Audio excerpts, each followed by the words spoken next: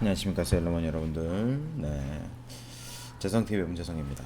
네, 지난번에 우리 1학년 거 내용을 다시 조금 정리해보기 시작했어요. 그 내용들에 대해서 다시 좀 떠오르는 친구들이 있을 거고, 아직도 조금 물음표를 가지고 있는 친구들도 있을 텐데, 분명히 선생님이 다시 얘기할 것은 뭐냐면 요 개념들을 알고 있어야지만 여러분들이 그 고등학교 1학년 통합과 다 배우죠. 이건 다 배운 내용이기 때문에 뭐 어떤 친구 하나도 안 배운 친구는 없을 겁니다. 뭐 내가 아예 공부를 안 한다라는 가정을 한다면 뭐 물론 이 해당 내용이 그렇게 크게 필요하진 않을 수 있기가 하지만 어쨌든 여러분들이 이제 사회 초년생이 됨에 있어서 고등학교 성적이 초석이 되는 경우가 많을 거예요. 그래서 되도록이면 한 문제라도 좀 더 맞고 그리고 조금이라도 더 알았으면 하는 바람에서 진행하는 거니까 혹시라도 좀 잘 기억이 안 난다, 잘 모르겠다, 그럼 다시 한번 들으세요. 뭐 어차피 내가 링크 삭제할 것도 아니고 그죠? 오늘 얘기할 내용은 뭐냐면 지난번에 우리가 뭘 했었냐면 힘에 대해서 다뤘었습니다. 그래서 힘에서 중력에 대해서 다뤘는데 다른 힘들도 있어요. 뭐 전자기력, 전기력도 있고 자기력도 있고 마찰력도 있고 무슨 뭐 부력도 있고 이런 거 있는데 그거는 해당하는 단원에 대해서 나올 때 그때 조금 다뤄보도록 하겠습니다. 전기력 같은 경우에는 또 다룰 부분이 있어서 그거는 그때 좀 다뤄보도록 할게요. 알겠죠? 부력은 통합과학에서는 다루지는 않았던 것 같아요. 부력, 뭐 마찰력 이런 것들은 안 다루는 것 같아서 그거는 따로 얘기를 안 했는데 뒤에 만약에 시간이 남으면 빠졌던 내용들에 대해서는 다시 한번 조금 정리해 보도록 하겠습니다. 그럼 오늘 우리가 얘기할 것은 뭐냐? 볼까요? 오늘 우리가 얘기할 것은 이제 힘을 다뤘으니까 운동에 대해서 조금 다뤄볼게요. 운동. 내 얼굴 뿅. 네. 운동. 우리가 물체에다 힘을 가하면 변하는 것이 두 가지라고 했어요. 아이고, 지우개로 돼 있군요. 자, 물체에다가 내가 힘을 가하면 변하는 것은 두 가지인데 뭐가 변한다 했어요? 모양이 변하든지 혹은 운동 상태가 변하든지. 이제 운동 상태라는 것은 빠르기와 그리고 운동 방향. 그죠? 이것들이 변화하는 것을 운동 상태가 변화한다라고 얘기를 했었습니다. 그럼 운동 상태가 변화하는 것을 우린 뭐라고 하느냐? 운동이라고 합니다. 운동. 그러면 이 운동이라는 것은 어떻게 기록되는지 이거부터 얘기할 게 아니에요. 바보. 오늘 운동부터 좀 얘기를 해야 되는데 이게 먼저 순서입니다. 알겠지? 이게 먼저고 운동은 어떻게 기록되는지 그 다음에 얘기 좀 해야 되는데, 자, 운동이라는 것은 여기 나온 것처럼 물체의 위치가 시간에 따라서 변하는 것을 우린 운동이라고 합니다. 어떤 A라는 물체가 특정 시간이 지났어요. 뭐 1초가 지났는데 여기서 위치가 이렇게 바뀌었다. 요거는 이 물체가 운동했다고 합니다. 알겠죠? 운동했다고 하는데 앞에서 선생님이 얘기를 여러분들 좀 헷갈릴 수도 있긴 한데 운동을 할 때 속력이 변하는 운동이 있고요. 속력이 변하지 않는 운동이 있습니다. 알겠죠? 그래서 우리가 물체에 힘을 줬을 때 원래는 물체의 빠르기가 변화하게 되는데 선생님 지난 시간에 얘기했었죠. 등속 직선 운동. 속력이 변하지 않는 것은 힘이 0이에요. 그죠? 힘이 0. 다시 한번 좀 정리해 볼까요? 자, 물체에다 내가 힘을 가하면 이거 중요합니다. 이거 머릿속에 항상 기억해야 돼요. 모양이 변하든지 운동 상태가 변한다. 운동 상태라는 것은 빠르기와 방향이다. 근데 여기서 하나도 안 변하는 것은 힘이 0이다. 알겠죠? 다 안 변하면. 근데 등속 직선 운동 같은 경우는 어떻게 해요? 등속인데 직선이에요. 등속 속력이 일정한 직선의 운동입니다. 그럼 직선의 운동이니까는 방향 안 바뀌죠. 속력이 일정하니까 빠르게 안 바뀌죠. 그죠? 그래서 이 물체에 가해지는 힘의 크기는 0이다. 이거 지난 시간에 계속 강조하면서 얘기했었죠. 그죠? 그러니까 연장선으로도 얘기를 하는 겁니다.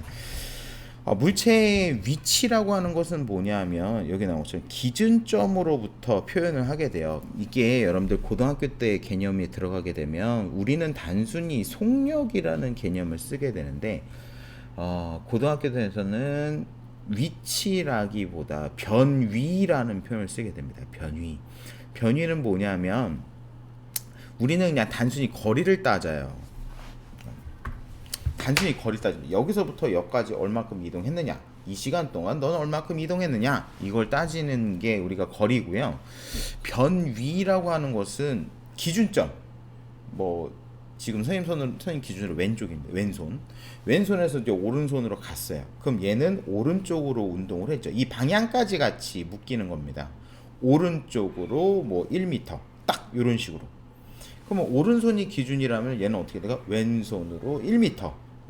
이렇게 방향까지 잡히는 것을 우리가 변위라고 합니다. 변위. 뭐 벡터라는 표현을 쓰기도 하는데 위치가 변할 때 방향까지 포함. 알죠? 방향까지 포함되는 것을 고등학교 때 쓰게 돼요. 그래서 조금 헷갈립니다. 우리는 거리만 단순히 몇 미터 이것만 얘기했었는데 여기선 갑자기 뭐 동쪽으로 몇 미터, 서쪽으로 몇 미터, 북쪽으로 몇 미터 이런 식으로 따져서 조금 헷갈리긴 했는데 미리 좀 얘기 좀 했어요. 그래서 위치 표현 기준적으로부터 거리와 방향으로 나타낸다. 근데 여기 지금 그래서 거리와 방향으로 나와 있죠. 거리와 방향. 알겠죠? 그래서 위치의 3요소, 기준점, 방향, 거리. 우리는 지금 여기서 따지는 게 거리를 따지는데 여기서는 뭐도 따지냐? 방향도 따집니다. 알겠죠? 방향. 이게 고등학교 때 나오는 개념이 돼요. 알겠죠? 자, 그래서 같은 장소에 있는 물체라도 기준점이 달라지면은 방향이나 거리가 달라집니다. 우체국에 대한 우체국 말고요. 학교를 기준점으로 한번 잡아볼게요. 학교. 우체국 말고. 자, 요 학교를 우리가 표현할 때 학교의 위치를 표현하고 싶어요. 그럼 집이 기준점이냐, 교회가 기준점이냐, 우체국이 기준점이냐에 따라서 표현하는 방식이 바뀌어요. 표현하는 방식이 바뀝니다. 자, 예를 들면 집 기준으로는 학교가 지금 동쪽에 있죠. 집 기준으로는 동쪽. 집 기준으로는 동쪽 100m. 그죠? 자, 근데 교회 기준으로 봤을 때는 이제 학교가 동쪽이 아니에요. 서쪽 150m가 됩니다. 우체국 기준으로 봤을 때는 서쪽 150에다 200 더해서 350m가 되는 거예요. 알겠죠? 이런 식으로. 그래서 밑에 얘들이 나와 있죠. 학교는 우리 집에서 동쪽으로 100m 떨어져 있다. 학교는 우체국에서 서쪽으로 350m 떨어져 있다. 이런 식으로 기준점이 어디나에 따라서 물체 표현 방식이 바뀌어요. 알겠죠? 그래서 고등학교 때는 요 개념을 씁니다. 요 개념. 우린 단순히 100m 떨어졌다, 150m, 뭐 200m, 뭐 350m, 혹은 요거까지 합치면 얼마? 450m 이렇게 떨어져 있다고 얘기를 하는데 고등학교에서는 방향도 포함한다. 알겠죠? 방향도 포함한다는 거 여러분들 꼭 기억해 두세요. 방향이 들어가게 됩니다. 우리는 속력이라는 단위를 쓰게 되는데 여러분들 고등학교에서는 속도라는 단위를 쓰게 돼요. 속도. 알겠죠? 여기서 얘기하는 속력과 속도는 같지 않습니다. 알겠죠? 속력의 기준은 뭐냐? 우리가 배웠으니까 얘기해 볼게요. 자, 속력은 걸린 시간분의 거리예요. 거리는 단순히 몇 미터로 계산되죠. 몇 미터로 측정되어지죠. 그래서 속력은 단순히 거리로만 계산되는 것이고요. 속도는 똑같이 걸린 시간분의 변위. 위치가 어떻게 변했느냐, 동쪽으로 얼마가 갔느냐, 서쪽으로 얼마가 갔느냐가 포함됩니다. 그러니까 여기는 거리에다가 방향의 개념이 포함되게 돼요. 방향의 개념. 알겠죠? 요것이 속도. 우리가 배웠던 속력은 시간분의 거리. 알겠죠? 그러니까 요거부터 우리가 한번 얘기를 정확하게 하고 넘어갈게요. 속도는 우리가 통합과학 할 때 배울 거니까. 속력은 시간분의 거리가 되는데 여기서 시간의 단위는 보통 초 그리고 C를 씁니다. 그래서 초로 쓸 때는 S는 거리가 되죠. 거리. 자, 거리는 단위가 뭐가 되느냐? 초일 때는 미터, C일 때는 킬로미터. 그죠? 그래서 단위가 뭐가 돼요? 미터 퍼 세크, 킬로미터 퍼 아워 쓰게 되는데 우린 요거 제일 많이 씁니다. 알겠죠? 미터 퍼 세크 제일 많이 써요. 이게 과학에서의 표준 단위가 됩니다. 속력에 대한 표준 단위. 알겠죠? 속력에 대한 표준 단위. 자, 그래서 평균 속력은 뭐냐? 평균 속력 뭐냐? 속력을 평균 낸 것이 아닙니다. 우리가 요전에 시험 봤을 때 평균을 낼 때 내 성적이 몇 점, 몇 점, 몇 점, 몇 점 이걸 해서 이거를 과목수로 나눈 것을 보통 평균이라고 계산하게 되는데 여기서 얘기하는 평균 속력은 뭐냐면 전체 이동 거리예요. A부터 뭐 B까지 구간, C까지 구간, 뭐 D까지 구간, E까지 구간 했을 때 우리가 보통 평균 속력을 하게 되면 여기서의 속력, 여기서의 속력, 여기서의 속력, 여기서의 속력. 그러니까 4개니까는 속력을 4개 더해서 4로 나누자라고. 근데 이게 아니에요. 알겠죠? 요것이 아니고요. A부터 E까지의 거리를 시간으로 나눈 겁니다. 알겠죠? 요것이 바로 평균 속력이 되는 거예요. 각각의 속력을 더해서 속력의 개수만큼 나눈 것이 아니라 그 구간의 전체 거리를 시간으로 나눈 거예요. 걸린 시간으로. 알겠죠? 요걸 우리는 평균 속력이라고 한다. 그래서 여러분들 잘 기억해야 될 것이 뭐냐면은 우리가 얘기하는 빠르기를 표현하는 것은 속력을 배웠어요. 알겠죠? 우리가 배우는 빠르게 표현은 속력으로 배웠습니다. 근데 여러분들 고등학교 때 가서 우리가 배우는 것은 속력이 아니라 속도의 개념을 배워요. 속도. 속도는 뭐가 포함되느냐? 방향이 포함됩니다. 방향. 요거는 우리가 뒤에 가서 다시 조금 있다가 얘기를 좀 해볼게요. 알겠죠? 그 비슷한 개념이 좀 들어가 있어서 중학교 때 그런 비슷한 개념이 나와 있어서 그거 가지고 한번 얘기하면 좀 쉬울 것 같습니다. 자, 뒤로 넘어가 볼게요. 아이고. 자, 그다음 우리가 과연 운동은 어떻게 기록되어지는지 아까 보여줬던 거. 이제 끝날 시간이야. 이제 끝날 시간이야. 작별 우리는 아니죠. 이렇게 가끔 들려줘야지 안 까먹을 거 아닙니까? 그죠? 네. 반드시 손을 씻도록 합니다. 우리는 할 건 해야지. 그죠? 올바른 손 씻기와 기침 예절은 감염병을 예방할 수 있습니다. 우리가 운동은 어떻게 기록하냐 하면 시간 기록계나 다중 성강 장치를 이용해서 기록을 합니다. 그러니까 이거는 일종의 촬영 방식이라고 생각하면 돼요. 우리가 물체의 움직임을 찍으려면 동영상이죠. 그죠? 동영상은 정확한 기록을 할 수가 없어요. 그래서 어떻게 하냐면 사진으로 기록합니다. 사진. 근데 사진과 사진과의 간격을 일정한 시간을 두고 기록을 하게 되는 거예요. 그러면 시간이 정해졌으니까 그 사이에 이동한 거리를 측정할 수 있겠죠. 그래서 이 운동을 기록할 때는 시간 기록계, 보통 이걸 제일 많이 씁니다. 제일 많이 쓰고요. 다중섬광 사진은 실제로 움직이는 물체들을 찍을 때 쓰게 됩니다. 실제로 움직이는 물체를 찍을 때. 그래서 보통 시간 기록계는 타점을 찍어요. 딱딱딱딱딱 타점을 찍는데 얘가 보통 어떻게 찍냐면 60Hz로 찍습니다. 60Hz. 오랜만에 어려운 개념 나오죠. 그죠? 60Hz. 헤르츠가 뭐냐? 1초당 진동수. 그럼 이건 무슨 소리냐면 60Hz라는 거는 1초에 60번 따다다다닥 하고 찍는다는 거예요. 알겠죠? 1초에 60번 따다다다닥. 알겠죠? 1초당 진동수. 그러면 60Hz면 1초에 60번 찍습니다. 그럼 6개 찍으면 몇 초 걸려요? 이게 10분의 1로 줄었으니까 1초를 10분의 1로 줄이면 되겠죠. 그럼 얼마 된 거야? 0.1초. 알겠죠? 그러면 점이 6개 찍힐 때 얼마 걸린다고? 0.1초 걸립니다. 자, 여기서 보게 되면 얘는 몇 헤르츠야? 얘 60Hz네요. 점이 몇 개 찍어? 하나, 둘, 셋, 넷, 다섯, 여섯. 여기 6개인데 실제로는 6 간격. 6개가 아니라 6 간격이라는 표현이 맞겠네요. 6 간격. 하나, 여기 찍고 그 다음에 갈 때 시간이 걸리니까, 그죠? 하나, 둘, 셋, 넷, 다섯, 여섯. 6 간격. 6 간격 찍는데 몇 초? 0.1초. 그죠? 0.1초. 그럼 시간 나왔어요. 여기서부터 여기까지 걸린 시간이 0.1초야. 그동안의 거리가 얼마라고? 30cm라고. 그러면 우리가 속력을 어떻게 구했어요? 아까? 속력은 시간분의 거리. 시간이 얼마예요? 0.1초. 거리는 얼마? 30cm인데 센티미터 안 씁니다. 여러분들 이제 미터 쓰는 거예요. 0.3m. 그럼 얼마가 되는 거야? 3m/s가 되겠죠. 그죠? 그래서 AB 구간의 속력은 3m/s가 됩니다. 근데 여기서 여러분들이 알아둬야 될 것은 타점이 만약에 A부터 B까지 이거 지금 지우고 할게. 중요한 내용이라서. 여기는 지금 타점이 되게 균일하게 찍혔잖아요. 그죠? 균일하게 찍혔는데 타점이 막 이래. 들쑥날쑥해요. 이런 식으로. 하나, 둘, 셋, 넷, 다섯. 똑같이 근데 6개야. 간격은. 그러면 얘는 이동거리가 들쑥날쑥하죠. 근데 A부터 B 구간까지의 속력을 구하라고 한다면 얘는 무슨 속력을 구하는 거냐면 지금 현재 우리는 평균 속력 구하는 거예요. 얘 점과 점 사이의 간격이 다 제각각입니다. 그러면 요 구간별로 걸리는 속력이 다 달라요. 여기 걸리는 속력, 여기 속력, 여기 속력, 여기 속력이 다 달라. 그러면 우리가 평균 속력 구할 때 어떻게 알았어요?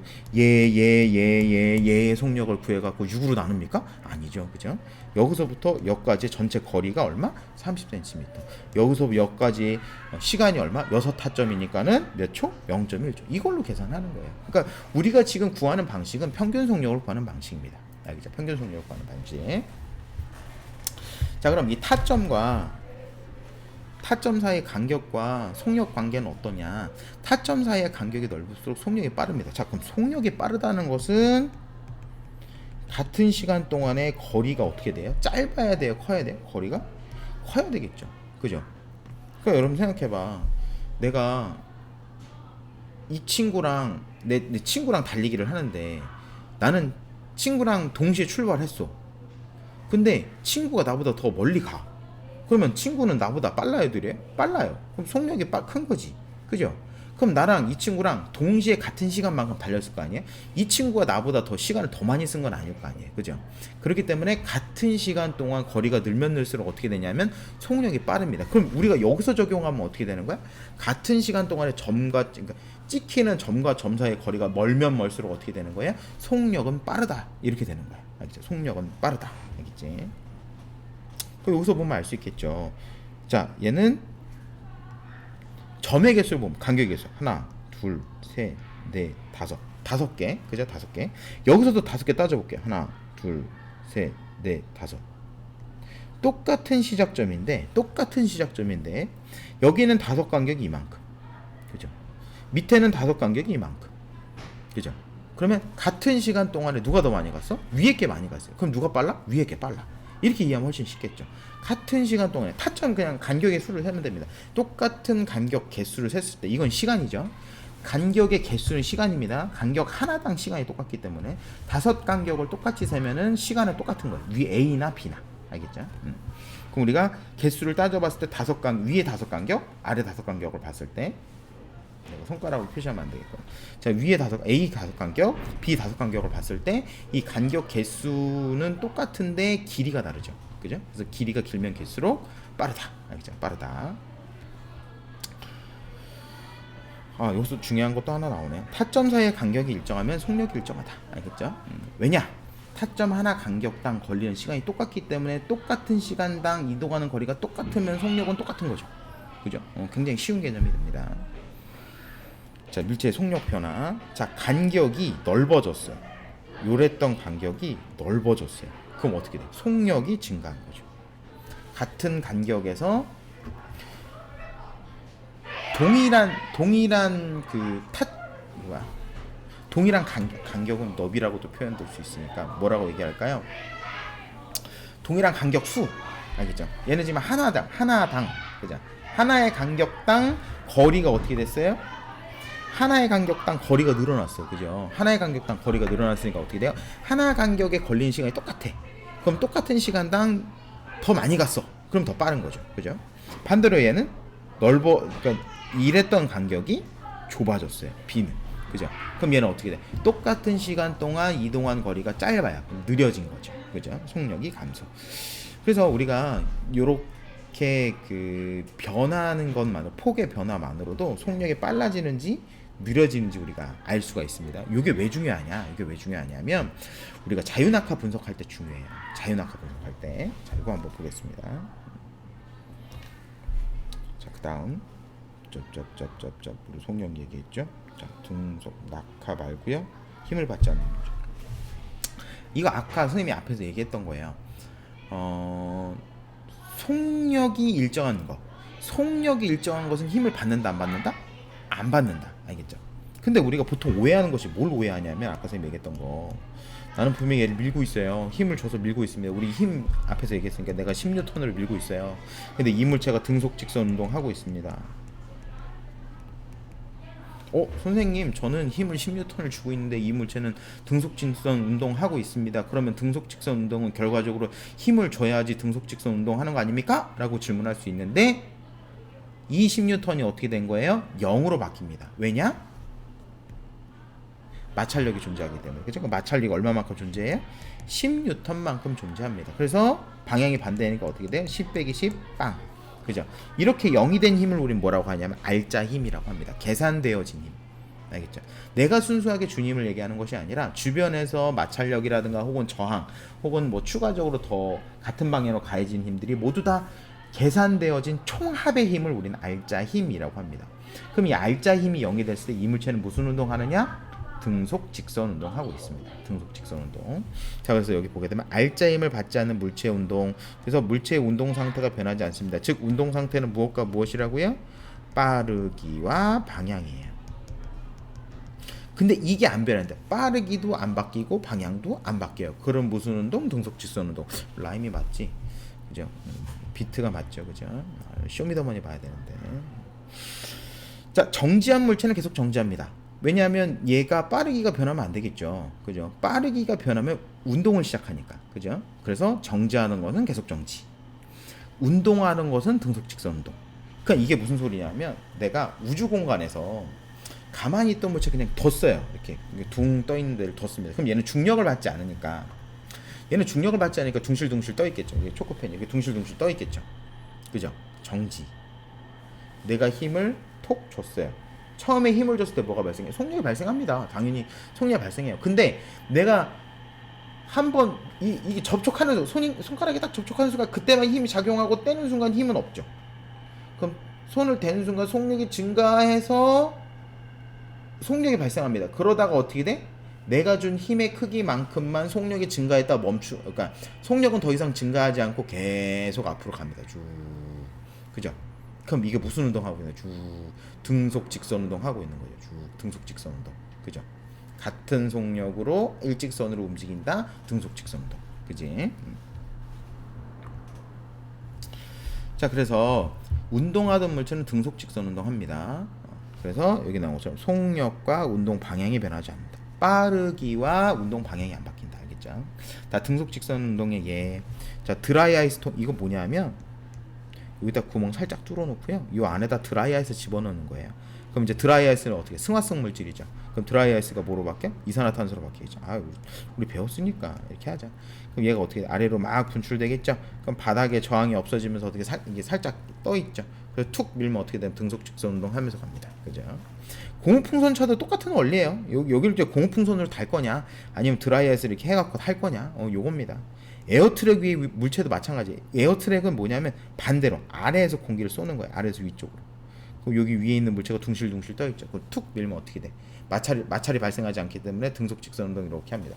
왜 여러분들 그 좀 큰 오락실 같은 데 가면 왜 이거 있잖아요. 이렇게 동전이라고 하긴 좀 그렇고, 동전이라고 하긴 좀 그렇고, 이게 동그란 거 이렇게 위에 요만한 거 이렇게 올려놔갖고 이게 채 라켓이라고 하기 좀 그렇고, 이게 툭툭 쳐갖고 상대방 거기다 집어넣는 거 있잖아요. 하면 되게 잘 가잖아요. 일직선을 쭉 하고 잘 가잖아요. 나 이 머릿속에 있는데 이게 이미지로 내가 왜 이렇게 생긴 아이고 미안합니다. 이어폰을 잡아당겼다.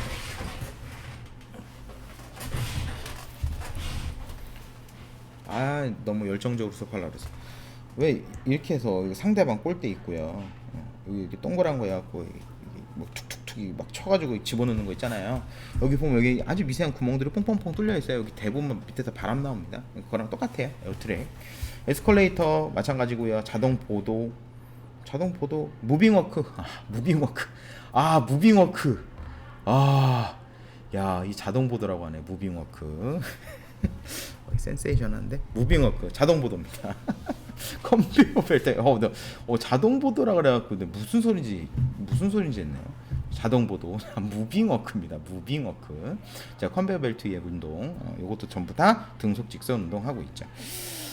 갈릴레이 사고 실험 이게 뭐냐면 등속 직선 운동에 대해서 실제로 일상생활에서 등속 직선 운동 만들기가 굉장히 까다로워요. 그래서 갈릴레이라는 과학자는 갈릴레오 그죠? 이 과학자는 머릿속으로 생각을 했어요. 머릿속. 그래서 사고 실험입니다. 사고. 액시던트가 아니라 띵크. 사고, 생각한 실험이에요. 그래서 만약에 마찰력이 작용하지 않는다면 이렇게 곡선의 트랙을 만들었을 때 이 O라고 하는 물체는 A라는 위치까지 올라오겠죠. 그죠? 이거는 우리가 어디서 배웠냐면 역학적 에너지에서 배웠어요. 바닥에서 떨어진 물체는 다시 동등한 높이까지 올라와야 됩니다. 그죠? 거기서 뭐라고 해서 단 마찰이나 공기의 저항이 없을 때라는 표현이 항상 나오죠. 그죠? 자, 그럼 여기까지 요 높이까지는 이 공이 같은 높이까지 올라와야죠. A점이든 B점이든 C점이든. 그죠? 그러면 이 D가 된 순간 어떻게 돼? 동일한 높이로 올라갈 때까지 이 물체는 계속 움직이겠죠. 이게 갈릴레이가 생각한 실험이 됩니다. 물체가 곡선으로 났을 때 이 물체는 동일한 높이까지 올라갈 거야. 그건 맞지, 당연하지. 이 물체가 가지고 있는 에너지는 똑같으니까. 자, 그러면 이 물체를 내리면서 수평 방향으로 만약에 간다면 이 물체는 동등한 높이로 올라올 때까지 계속 운동하겠네? 라고 얘기한 것이 갈릴레이가 생각한 등속 직선 운동에 대한 사고 실험이 됩니다. 그럼 이 물체는 요 지점까지는 어떻게 돼요? 중력의 영향을 받죠. 근데 요 지점부터는 중력을 안 받지. 중력이 없죠. 그럼 이 D라고 하는 물체는 지금 힘을 받아요, 안 받아요? 안 받아요.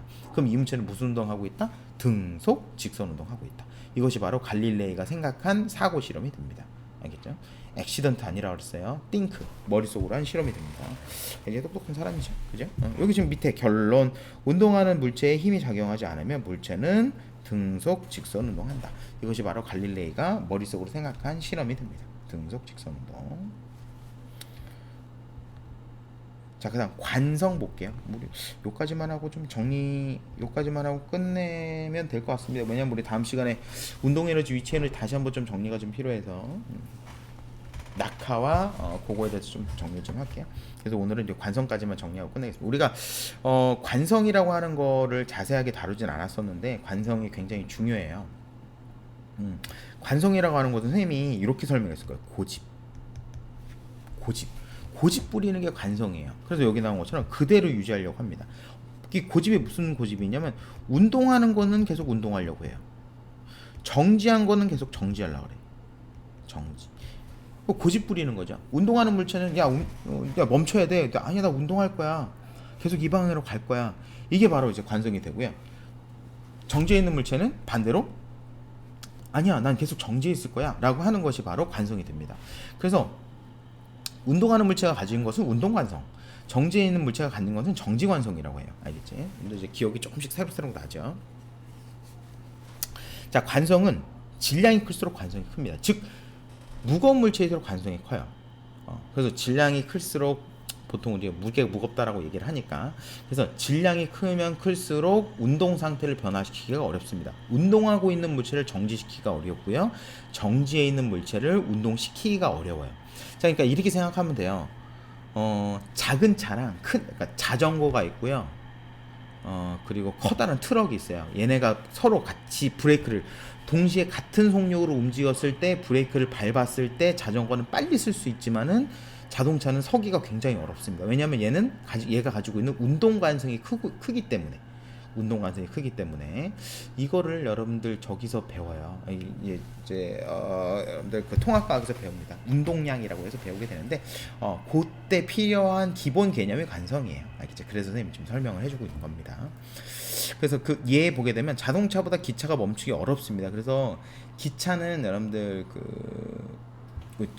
정차하는 역 있죠, 기차역. 거기 보면 역에 들어서기 한참 전부터 브레이크 밟으면서 들어가요. 왜냐면 갑자기 띡 하고 쓸 수 있는 그런 운동 관성을 띄고 있는 것이 아니기 때문에 미리미리 브레이크를 밟습니다. 그래야지만 그 역에 정확하게 설 수가 있어요. 정확하게. 그리고 다음에 또 다른 예가 나온 거. 큰 트럭보다 작은 승용차가 운동 방향을 쉽게 바꿀 수 있다. 그래서 큰 차 같은 경우에는 이제 핸들을 꺾잖아요. 그럼 차가 이렇게 밀려요. 이렇게 바깥쪽으로 밀립니다. 그러니까 이게 무슨 소리냐면 차가 이것도 관성이에요. 자, 내가 직선으로 가고 있어. 그러면 나는 직선으로 가고자 하는 고집을 부려요.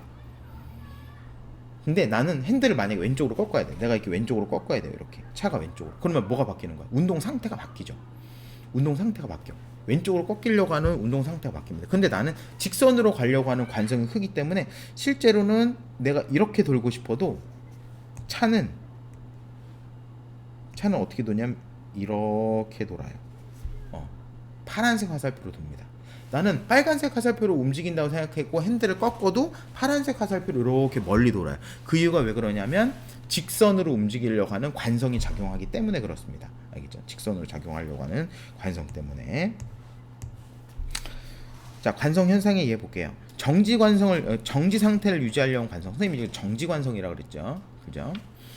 밑줄 나왔어요. 관성을 나타내는 물체. 요게 관성을 나타내는 물체랍니다.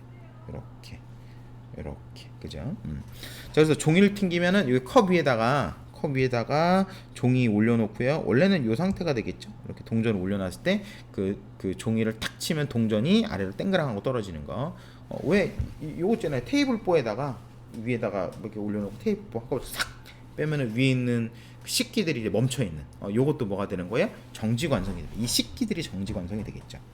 그리고 화장지를 재빨리 당기면 화장지가 똑 하고 끊어지겠는. 요것도 정지관성이 됩니다. 알겠죠? 정지관성. 그럼 누가 정지관성을 띠느냐? 얘가 정지관성을 띱니다. 알겠죠? 얘가 정지관성을 띠게 돼요. 자, 그리고 정지해 있던 버스가 갑자기 출발하게 되면 사람이 뒤로 쏠리게 되겠죠. 이거는 왜 그러냐면 위치를 우리가 보면 알 수 있어요. 사람의 위치가 여기에요. 이렇게 빨간색 화살표. 근데 버스가 출발했어. 버스가 출발하면 어떻게 돼?